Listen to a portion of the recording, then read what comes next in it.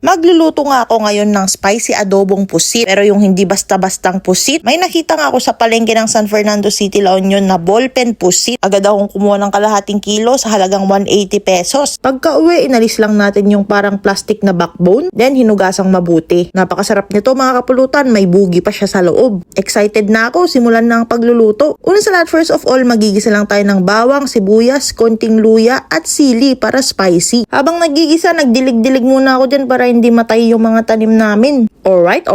After magisa ng mga aromatics, igigisa na rin natin itong ballpen pusit. Makakatulong din to para mabawasan yung lansa. Kahit kasi presko yung mga seafoods natin, may mga lansa pa rin yan. Nasa nagluluto kung paano niya aalisin. Alright. Inimplahan lang natin ng 452 na paminta at 375 na asin. Hindi tayo nag-add ng water, natural na nagtubig yung pusit. At nangitim siya dahil sa tinta na prinoduce nung pusit. After mga 1 minute, isa-set aside muna natin yung mga pusit para hindi ma-overcook. Pag nasobrahan kasi ito sa luto, kukunat. Kaya dapat yung tamang-tama lang yung pagkakaluto. Request pala to ng mga followers natin. Pinost ko kasi sa Facebook kung anong masarap na luto sa ganitong klaseng pusit. Adobo daw yung masarap dito, kaya your request is my command. Alright.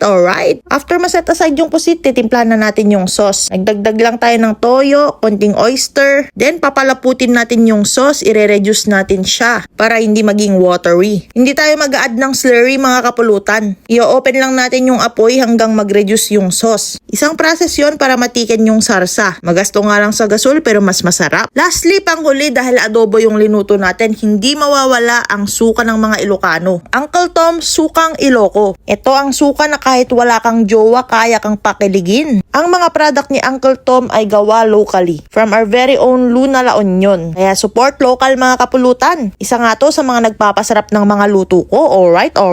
After natin ma-achieve yung gusto nating consistency, ibabalik na natin itong mga pusit. Lutuin pa natin siya ng 1 minute on high heat. 1 minute para hindi ma-overcook at high heat para ma-absorb niya yung sauce. Then patayin nyo na yung apoy at sheesh! Meron na tayong napakasarap na spicy adobong ballpen pusit na pwedeng pang ulam at solid pulutan. Nagsisi nga ako, dapat 1 kilo na lang pala yung binili ko nung naluto. Grabe, sobrang liit pala. Pero okay lang kahit ganyan kaliit yan mga kapulutan, napakalasa niyan. Titikman na natin mga kapulutan. First bite, napaka-solid, napakasarap. Wala na naman akong masabi kundi alright.